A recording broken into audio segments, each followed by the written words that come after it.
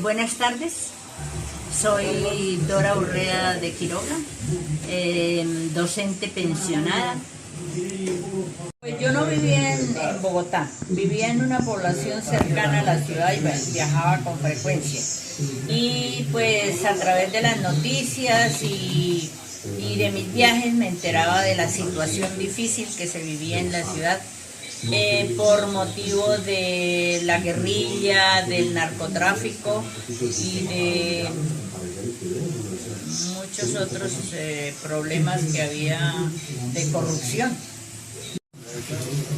Pues en los noticieros se veían algunas situaciones que ocurrían, como el atentado al Palacio de Justicia, que fue algo bastante terrorífico, porque se vio el incendio del palacio,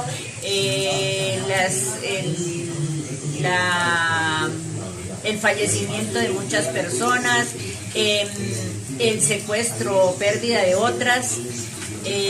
También nos enteramos de los atentados a muchas personas públicas, como ministros y otras personas. ¿Ya? Pues comentarios con la familia, porque uno de todas maneras iba a saludar a la familia que vivía en la ciudad, y pues salían los comentarios al respecto de las situaciones que se vivían. Pues especialmente lo que mencioné anterior, que en la toma del Palacio de Justicia, porque eso fue algo pues nunca visto. Pues el cambio sí es bastante notorio, pues ya en cuanto a guerrilla y narcotráfico, pues ya mermó bastante. Ahora lo que estamos viendo es la corrupción. Haciendo el recuento de todos estos sucesos a las nuevas generaciones, para que no olviden o para que no sepan sobre la historia, lo que pasó en años anteriores. De pronto en libros donde se ha escrito las situaciones vividas, en periódicos de esa época, que uno de pronto los conserva y los vuelve a leer, y versiones también de las personas que vivieron esa época y que en este momento pues vuelven a revivir y salen los comentarios. Mi nombre es Francisco Salas. Hace 35 años llegué a la ciudad de Bogotá. Venía de una ciudad donde todavía había principio de sentido de pertenencia por la ciudad. Más exactamente el departamento de Nariño, de la ciudad de Pasto. No se veía tanta delincuencia. Existía un voto de confianza aún por el mismo vivir de la gente. La necesidad de trabajo me hizo emigrar a la capital de la República. En Pasto logré hacer mi bachillerato y en Bogotá pude sacar una carrera adelante. La vida no ha sido fácil, ha sido difícil, en medio de tanto conflicto armado que en Bogotá pues no se siente mucho como en los municipios, en el campo de Colombia. En mi momento, cuando llegué, todavía se veía la sabana con potreros, se veía que era una ciudad que existía todavía, habían campos agrícolas, todo lo que tiene que ver con la sabana de Fontibón y todo eso. Hoy en día ya está poblado y ya no. Vemos que la sabana no produce los alimentos agrícolas que los producía hace 35 años. Luego de eso, ya a la década de los 90, pues viene con el problema social de Pablo Escobar, de todo el narcotráfico que Bogotá lo vivió, lo sintió.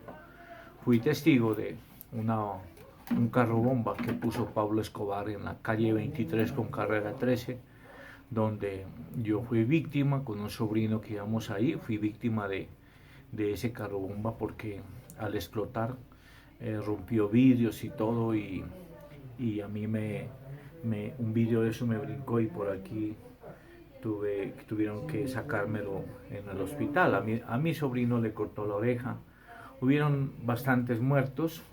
Ese día hubieron como 3 carros bombas que pusieron en la ciudad. La ciudad vivíamos asustados, escondidos, con peligro de esa zozobra, de ese pánico de ver un carro abandonado que dejaran por ahí. Era llamar a la policía, había que un carro abandonado, que esto, que este otro, porque nos daba miedo. Aunado a los sicariatos, cuando lo de el finado exministro de Justicia Lara Bonilla, de todos los candidatos de la UP que mataron aquí en el terminal, la muerte de un gran profesor mío que fue el doctor Jaime Pardo Leal, candidato a la presidencia por el Partido Comunista en su momento. La persecución que le hizo Pablo Escobar a la izquierda, aunado y amangualado con los partidos tradicionales, fue difícil. Exterminaron a la UP, exterminaron varios dirigentes, muchos desaparecidos, donde el mismo Estado era cómplice de los desaparecidos, de los falsos positivos. Los falsos positivos no vino con Uribe. Desde antes de que viniera Uribe, existía los falsos positivos, donde la gente se desaparecía y no se sabía por qué. Y los cuerpos del Estado nunca les interesaba averiguar en qué terminó la desaparición.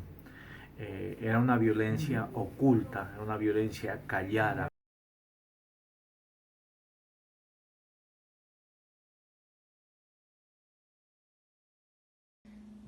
Hola, aquí en el día de hoy estamos con José Reina y María del Pilar, que nos responderán en nuestra pequeña entrevista acerca de la época del conflicto armado. Bueno, la primera pregunta es, ¿qué sabes de la época del conflicto armado en Bogotá? Buenas noches. En ese tiempo se vivía mucho la violencia que provocaban los carteles de droga, principalmente los de Medellín y los de Cali. Entonces era una época en la cual le daba a uno cierto temor salir a lugares públicos por aquello de las bombas que colocaban en diferentes partes de la ciudad y del país.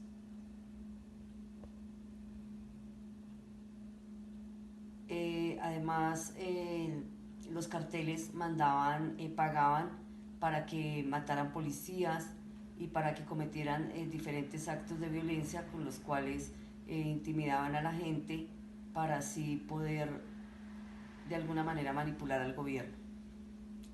Segunda pregunta, ¿qué tipo de información aparecía en esa época en los periódicos y en los noticieros?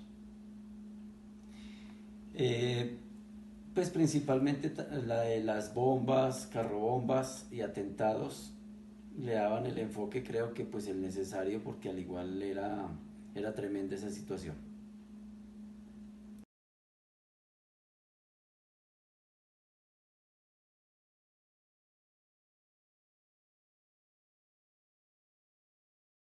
Bueno, estamos con Alejandro Navarro, él es estudiante de Comunicación Social de la Central y nos va a contar qué lo motivó a venir al Centro Memoria. Yo diría que mi motivación para venir acá sería conocer un poco más sobre la historia de Colombia mediante algunos objetos, que es la exposición que está actualmente, y los telares que están aquí mismo, que es como lo que más me llamó la atención de la exposición que hay actualmente. También me llamó pues mucho la atención el hecho de que pues todas las polémicas que ha habido respecto al Centro de Memoria y demás. Entonces antes de que no sé pasara algo y demás, pues me gustó como conocer todo el sitio y todo lo histórico que reserva dentro de este. ¿Consideras que estamos en un país donde todavía hay memoria? Yo diría que memoria en sí no hay. Hay recordaciones de los hechos y de alguna manera hay como historia, por decirlo así, pero no existe memoria, ya que la gente no aprende de esta misma historia y por lo mismo se tiende a repetir cíclicamente. Si vemos la violencia, y esto tiende a ser un continuo dentro de nuestro histórico, y si existiese realmente memoria por parte de los ciudadanos, tal vez no, pues esto no ocurriría. Vale, gracias.